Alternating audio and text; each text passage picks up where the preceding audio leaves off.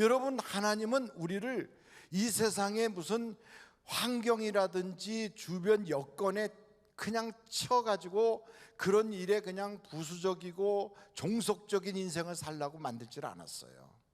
우리는 모든 환경을 다스리고 정복하도록 만드셨다고요.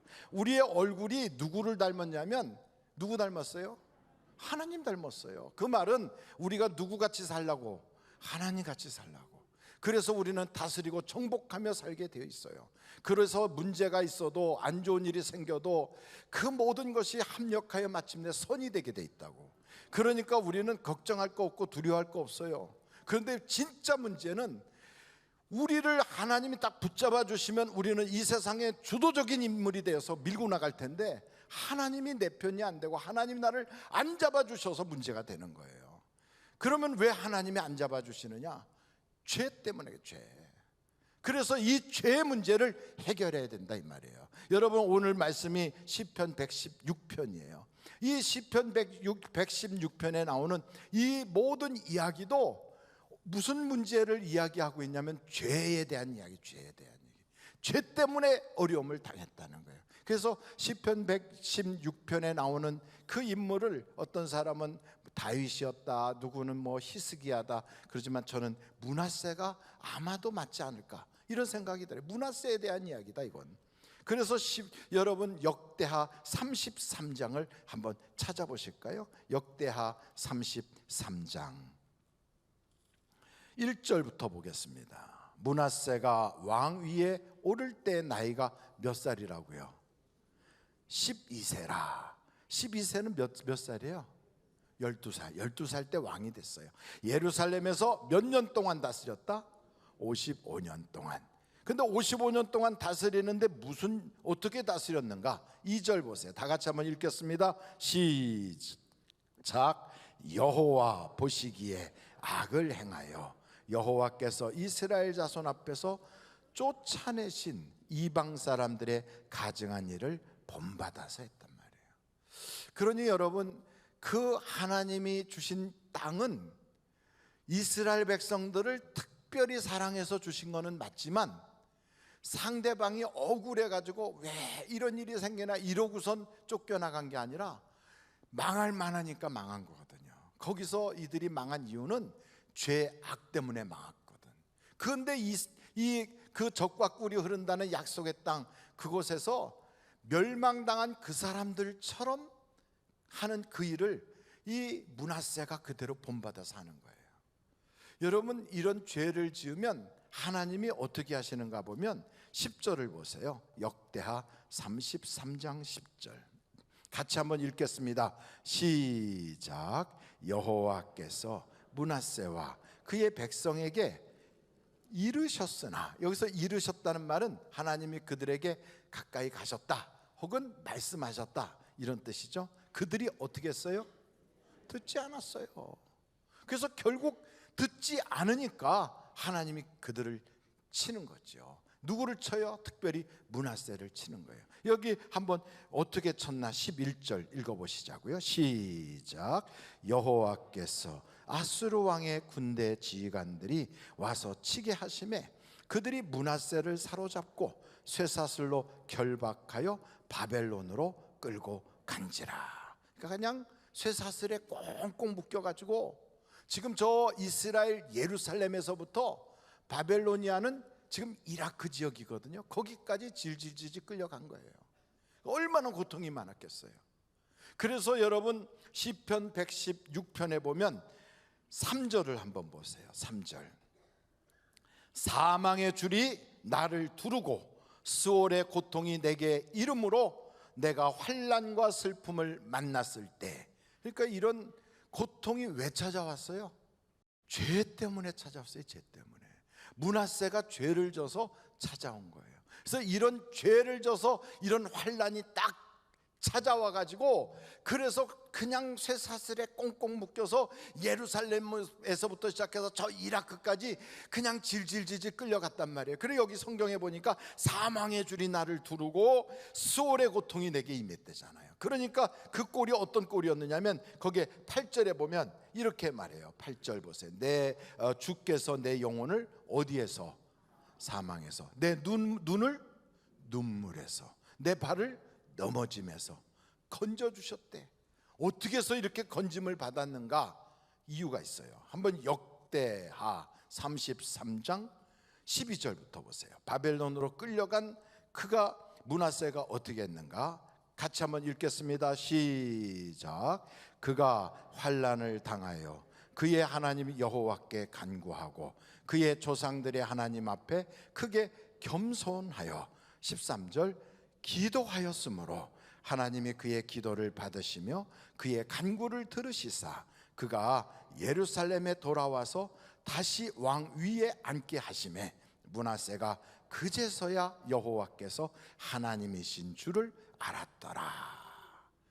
매 맞고 울고불고 하나님께 회개하고 기도하고 났더니 하나님이 그를 다시 회복시키시고 복권시켜서 예루살렘에 돌아오고 나니까 그제서야 알았다, 하나님이 진짜 하나님이시구나 하고 깨달았다는 거예요.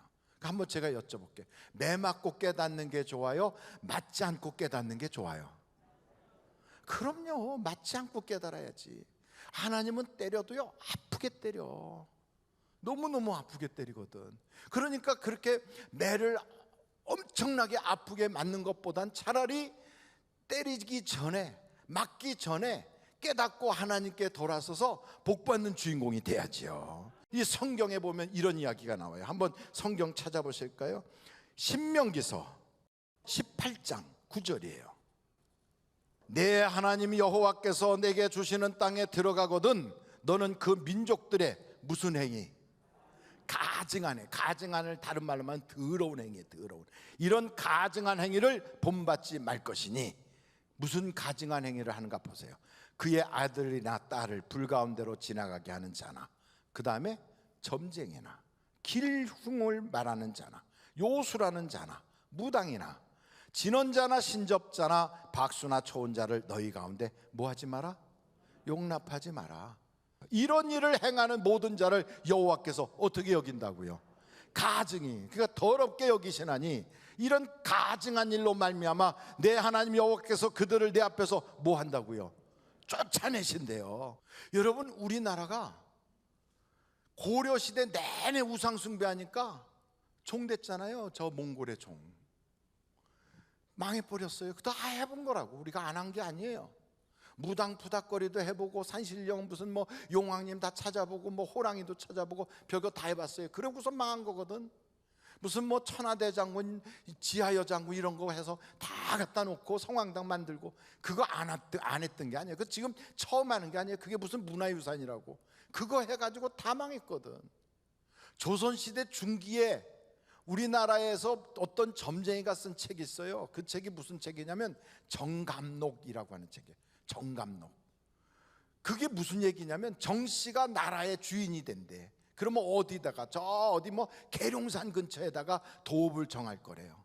그러면서 점쟁이들이 그런 얘기하면서 정도령 하고 있어요. 어디 갔더니 점쟁이 집 앞에다 거기다가 크게 써요. 정도령 그렇게 사주팔자에 써 있더라고.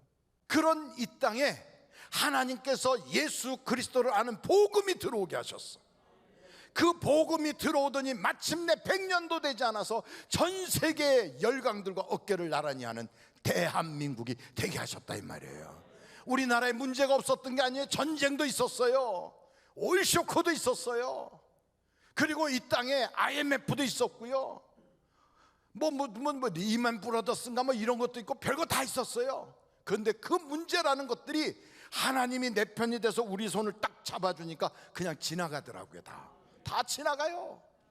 그러고 나서 우리가 그 옛날에 감히 이렇게 쳐다도 못 봤던 스페인, 이탈리아, 그리스 이런 나라들이 전부 다 우리 밑으로 보이잖아요. 지금 하나님이 우리를 존귀하게 만들어 주시는 거예요. 왜 이렇게 복을 받았어요? 하나님 믿고 예수 믿고 복 받은 거예요. 예수 믿고. 그래서 예수의 복음이 들어가니까 하나님께서 우리에게 복으로 바꿔주시더라고요. 그 어떻게 돼서 그랬느냐? 그 예수가 인생의 모든 죄들을 싹 해결해 주시기 때문에. 예수가 여러분, 이 세상에 구원 얻을 수 있는 이름은 오직 예수님밖에 없는 걸 믿으시기를 바라요. 그러니까 교회를 당긴다고, 나 교회 다녀, 나 성경 읽었어, 나 금식 기도도 했어, 그렇다고 구원받는 게 아니에요. 여러분, 성경에 보니까 예수님을 제대로 만나야 구원받는 거예요. 요한복음 6장을 한번 보겠습니다. 요한복음 6장이에요. 요한복음 6장 보면 48절부터 보겠는데, 예수님이 직접 말씀하신 거예요. 내가 곧 뭐라고요? 생명의 떡이니라. 너희 조상들은 광야에서 만나를 먹었어도 죽었거니와 이는 하늘에서 내려오는 떡이니 사람으로 하여금 먹고 죽지 아니하게 하는 것이니라. 나는 하늘에서 내려온 살아있는 떡이니 사람이 이 떡을 먹으면 영생하리라. 내가 줄 떡은 곧 세상의 생명을 위한 내 살이니라 하시니라. 그러므로 유대인들이 서로 다투어 이르되 이 사람이 어찌 능히 자기 살을 우리에게 주어 먹게 하겠느냐? 예수께서 이르시되 내가 진실로 진실로 너희에게 이르노니 인자의 살을 먹지 아니하고 인자의 피를 마시지 아니하면 너희 속에 생명이 있어요, 없어요? 없느니라. 이 이야기를 들었던 그때 그 사람들은 막 흥분이 된 거예요. 야, 우리가 무슨 식인종이야? 사람 뜯어먹게? 아니, 어떻게 자기가 자기 몸에 살을 뚝뚝 뜯어서 우리한테 먹인대? 그리고 그걸 먹으면 안 죽는다고? 이게 무슨 얘기야? 그래가지고 사람들이 야, 미쳤나 보다 그러고 다 떠나는 거예요. 근데 예수님이 제자들한테 묻는 거예요. 너희도 떠나려느냐? 그때 베드로가 말하기를 주여, 생명의 말씀이 여기 계시온데 우리가 어디로 떠나겠나이까? 그럴 때 주님이 하신 말씀이 이렇게 말씀해요. 뭐라고 말씀하시냐면 여기에 63절을 보세요. 63절. 살리는 것은 영이니 육은 무익하니라. 아, 이게 육신에 대한 이야기가 아니었구나. 내가 너희에게 이런 말은 뭐라고요? 영이요 생명이니라. 이건 뭐냐면 예수님을 통하여 내 죄가 사함 받아야 우리가 살 수 있는 거예요. 그러니까 내가 교회를 다닌다든지 성경을 2번, 3번 읽었다든지, 어떤 사람은 한글로만 읽은 게 아니라 영어로 된 성경도 읽고 막 이렇게 된 문학도들도 있어요. 마치 문학서적 읽듯이. 그런데도 예수를 안 만난 사람들은 못 믿는 거예요. 구원 못 받은 거예요. 죄는 그냥 있는 거예요. 그리고 어떤 사람은 금식 기도도 하고 막 그래요. 근데 여러분, 그런 거 한다고 우리의 죄가 사라지는 게 아니다 이 말이에요. 어떻게 죄가 사라지느냐? 모세가요 시내산에 올라가가지고 40일 40야를 금식을 했어요. 그리고 하나님한테 말씀을 받아가지고 내려왔어요. 그리고 내려왔는데 자기 눈앞에서 이스라엘 백성들이 막 우상 숭배를 하고 그 현상을 참을 수가 없어서 욱 하고 올라오니까 그 돌판을 집어 던졌어요. 그 속에 있는 혈기도 제대로 죽일 수가 없었어요. 금식을 했어도, 하나님 말씀을 받았어도. 그것 가지고 되는 게 아니에요. 여러분, 우리의 죄가 사함 받으려면 예수의 십자가에서 흘리는 그 피를 우리가 1:1로 만나가지고, 주님이 십자가에서 달려 돌아가신 건 내 죄 때문이구나, 하나님이 바로 예수님을 날 위하여 보내주셨구나, 그분이 살이 찢기고 피가 흘린 것은 나의 모든 죄를 사해 주시려고 그랬구나, 내가 이 큰 사랑 받았구나, 하나님의 은혜는 내가 입 가지고 다 표현할 수가 없구나, 이거를 깨달아야 구원받는 거예요. 그걸. 그러지 않고 예수님은 참 좋은 분이야, 사랑이 많으시고, 예수님이 그런 말씀했지, 용서하라고 사랑하라고. 아이, 그럼 예수님 아주 위대한 분이야 이러면서 예수님을 스승으로, 어떤 선생님으로 알고 있는 그런 양반들은 아직 구원자 예수님을 만난 적이 없어서 구원받지 못한 거예요. 여러분, 가룟 유다도 예수님을 선생님이라고 그랬거든. 랍비요 그랬거든. 그것 가지고는 안 되는 거예요. 우리의 죄를 용서받으려면 울어도 안 돼요. 자매해도 안 돼요. 예수를 만나야 해결돼요. 여러분, 성경 욥기서를 한번 찾아보도록 하겠어요. 욥기서 11장 13절. 만일 내가 마음을 바로 정하고 주를 향하여 손을 들 때에 내 손에 죄악이 있거든 멀리 버리라. 불의가 내 장막에 있지 못하게 하라. 여러분의 집안에 모든 죄악들이 다 터져나가기를 간절히 바라요. 그리하면 내가 반드시 흠없는 얼굴을 들게 되고 굳게 서서 두려움이 없으리니 곧 내 환난을 잊을 것이라. 내가 기억할지라도 물이 흘러감 같을 것이며 내 생명의 날이 대낮보다 밝으리니 어둠이 있다 할지라도 아침같이 될 것이요 내가 희망이 있으므로 안전할 것이며 두루 살펴보고 평안히 쉬리라. 내가 누워도 두렵게 할 자가 없겠고 많은 사람이 내게 은혜를 구하리라. 죄가 싹 떠나가고 나면요 누워도 편안하고 그냥 이 세상 사는 전체가 다 하나님이 내 편 되시니 우리는 뭐냥 살맛이 나는 거지요. 그러니 여러분 보십시오. 므낫세가 엄청난 죄를 졌어. 하나님이 책망을 하고 하나님이 대노를 했어요. 그러나 그런 므낫세가 하나님께 겸손하여 회개하고 돌이키니 하나님이 그를 회복시키시더라 이 말이에요. 회복시키고. 그러니까 매 맞고 회복하는 거는 그렇게 잘한 건 아니에요. 그래도 매는 맞았어도 회복은 하는 게 중요해요. 그런데 여러분 이 므낫세하고 비스무리한 사람들이 또 두 사람이 등장해요. 제가 그 양반들을 여러분에게 소개할 테니까 한번 들어보세요. 하나는 여호야긴, 하나는 시드기야. 아이고 이름 뭐 우리나라 이름이 아니니까 그냥 그런가 보다 하면 돼요.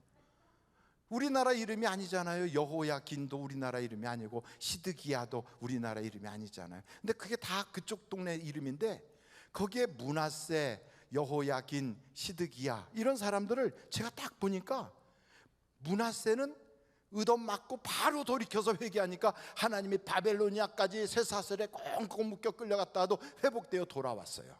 근데 여호야긴, 이 여호야긴은 18살 때 왕이 된 사람이에요.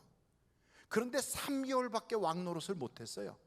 근데 그 3개월 왕 노릇 하는 동안에 이 집안의 가풍 자체가 하나님께 대적하는 집안이에요. 그러니 여호야긴은 18살 때 왕이 돼서 3개월밖에 안 했는데도 그 사이에 하나님이 진노하시니까 느부갓네살 왕이 와가지고 여호야긴을 잡아가 버려요. 그래가지고 감옥에다 가뒀어. 그래갖고 몇 년 동안 감옥 생활했냐면 37년 동안 했어요. 그래갖고 나이가 55세에 풀려났어. 야, 비참하잖아요. 그리고 왕위는 뺏기고요. 회복은 되질 않고 저 바벨로니아에 끌려가서 거기서 겨우 밥상의 끝에 앉아서 거기서 밥 먹는 그런 사람이 됐어요. 시드기야는 더해. 이 시드기야는, 여러분 이 시드기야는 왕이 되긴 됐는데 이 사람이 몇 살에 왕이 됐냐면 성경을 보니까 이 사람 21살에 왕이 됐어요. 11년 동안 왕 노릇했으니까 32살이 됐죠. 32살에 느부갓네살 왕이 와서 딱 잡아가는 거예요.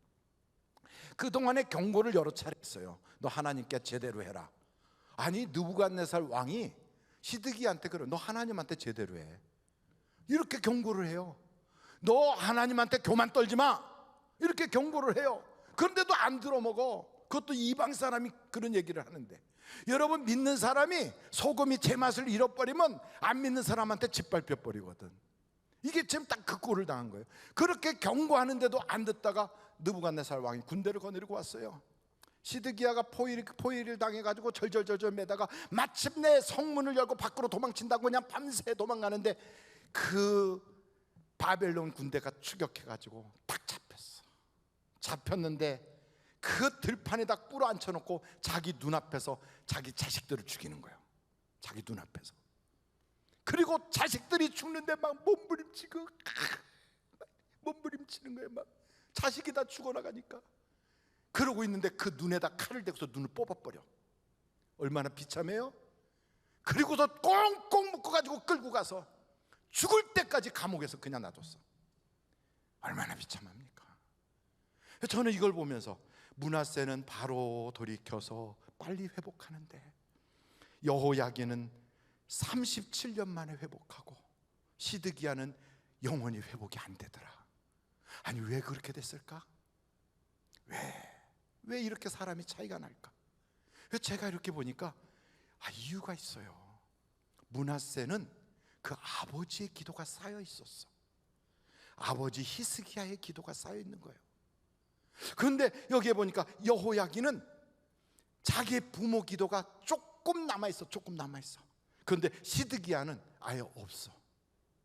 그래서 이게 이렇게 보니까, 야, 우리가 하는 모든 주님에 대한 기도 생활, 봉사 생활, 충성스러운 생활은 헛수고가 없구나. 어느 땐가는 모르지만 내가 오늘도 주님 앞에 새벽 제단 쌓겠다고 달려가고, 남들이 보던 안 보던 나 혼자 주님께 충성하겠다고 청소해야 되고, 다른 사람 다 그냥 막 뛰어가는데 아무도 보는 사람 없는데 혼자서 피스 정리 다 하고, 가운 정리해놓고, 부엌에 들어가서 혼자서 다 정리하고. 우리 주님은 보고 계시더라, 이 말이에요. 보고 계세요. 다른 사람은 몰라. 하나님이 보고 계시는 거예요. 그러다가 인생에 어려움이 생길 때 그 하나님이 그를 돌이키게도 하시고, 막아도 주시고, 깨닫게도 하시고, 은혜 받게도 하시고. 그래서 여러분, 참 중요한 건, 지금 내가 있는 동안에 혹시 내 자녀가 나와 같은 믿음을 갖지 못하고, 혹시 내가 지금 있는 동안에 내 자녀가 내 기대에서 어긋난 길로 지금 가고 있다 할지라도, 내가 주님 앞에 충성하고 자식을 위해서 기도하면 우리 하나님께서 그 눈물을 하나도 땅에 떨어뜨리지 않고 돌아오게 하신다고요. 돌아오게.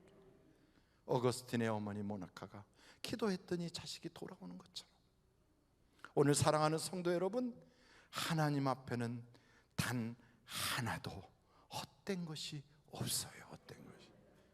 헛된 것이 없어.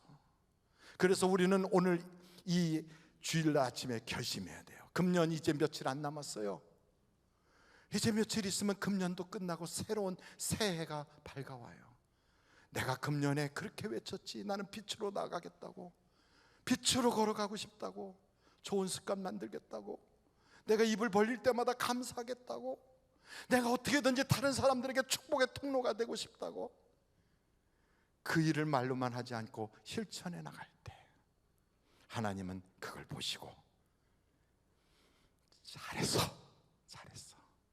여러분, 여기 성경에 보니까 므낫세가 하나님이 그를 돌이키니까 예루살렘으로 돌아와가지고 그동안에 잘못했던 것을 다 회개하고 서원을 갚기 시작해요. 그래서 예루살렘에 있는 우상을 때려 부숴요. 하나님이 싫어하는 걸 다 드러내버려요. 깨끗하게 정리해요. 그리고 완전하게 하나님 믿으라고 다니면서 그 옛날에 죄 졌던 사람이 비포와 애프터가 다르더라고요.